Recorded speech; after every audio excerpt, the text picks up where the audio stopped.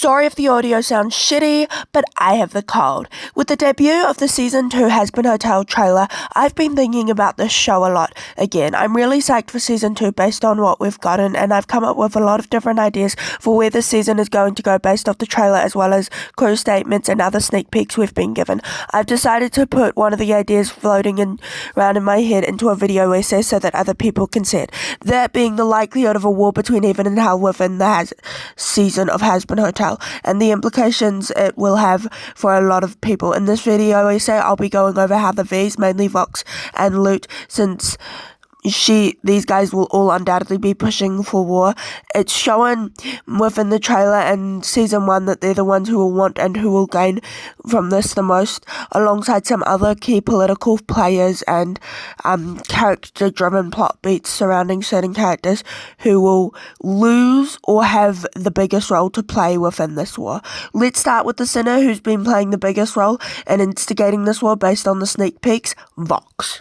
Vox is shown within the trailer to be attempting to get the masses of hell to commit an uprising against heaven, as seen within shots and his voiceover for the trailer. There's a scene within the trailer of him rising through the air with the words resist behind him on a screen surrounded by sinners. This scene looks somewhat similar to the one of Lilith in the opening of Hazbin Hotel, and I'll bet my money that the place that this takes place in is one of the places where Lilith would host her resistance concerts. Well, it's been 7 years since they last happened. They've been presumably done by Lilith in one form or another since the beginning of hell or its near beginning, so 7 years won't matter all that much in the grand scheme of things, as these concerts have been a big part of hell's history and culture and were done by Lilith, the queen of hell herself. However, just because Vox wants to commit an uprising doesn't mean all the V's want one. In fact, he seems to be the only one who wants one based off these shots.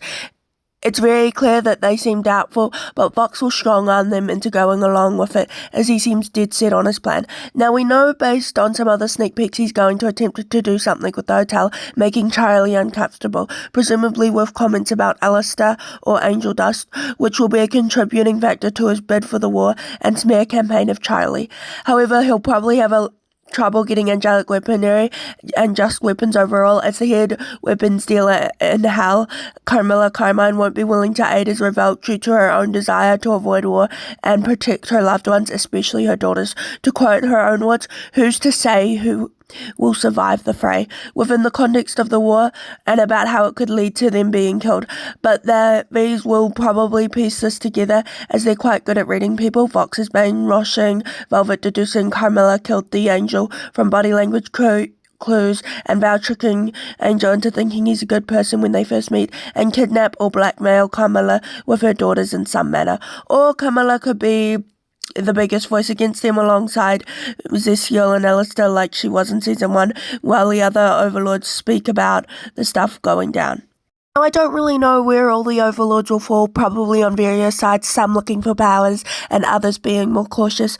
Ordinary sinners, however, will most likely be made to take the side of the overlord that owns their soul through their contracts, or some form of torture that will be done during the time period of their contracts, as seen within the scene of Angel Dust of the trailer. And some sinners will probably be out for revenge over the exterminations, because, can I get this out of the way? The exterminations are definitely going to play a relevant role within the plot and the context of the world, and some sinners won't be willing to forgive heaven for the death of their loved ones, and will begin to use their knowledge of the angelic weapons to scheme against heaven, egged on by the V's and the mass smear campaign of the hotel and Charlie.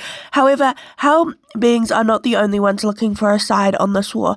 On the heavenly side, we have the exterminators, specifically Loot.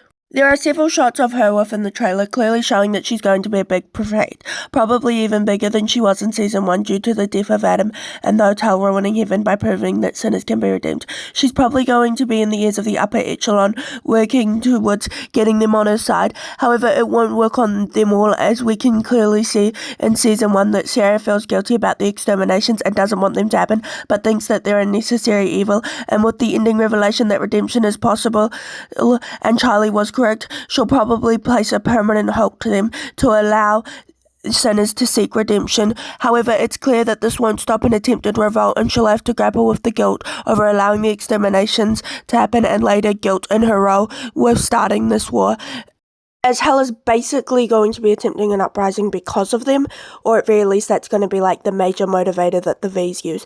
Then there's Emily.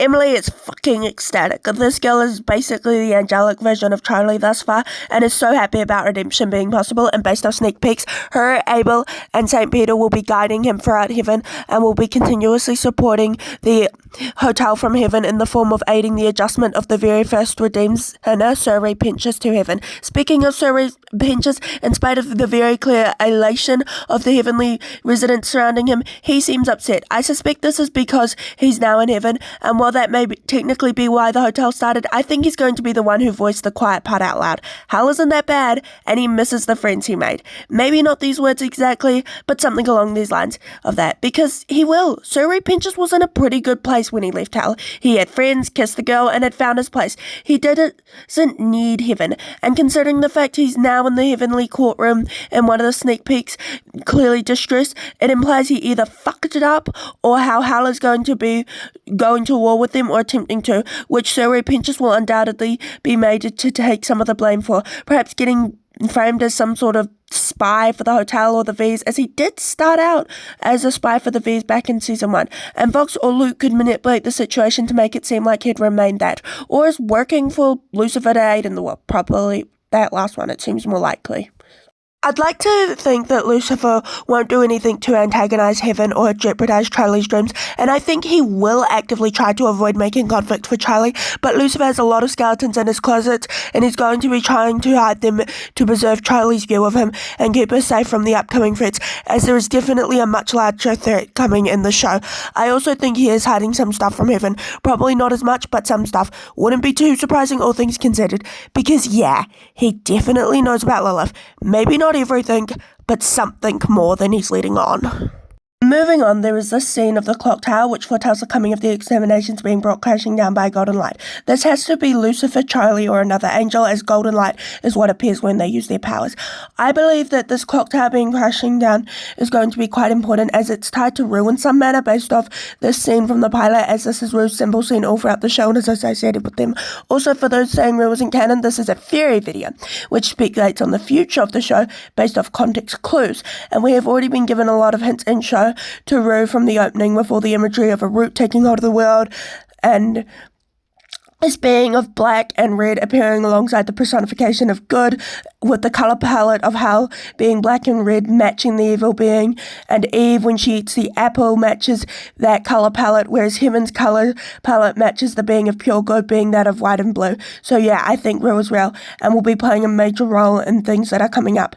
But back to the clock tower, this thing falling could be symbolic for Lucifer choosing to cut heaven out of hell, or trying to get the sinners to forget about the extermination. Now I know I went on and on about Lucifer trying to avoid war, and I think he will, but if heaven comes looking for a war, I think Lucifer will defend hell, because firstly, he's becoming more fond of the sinners. Secondly, Charlie will want him to.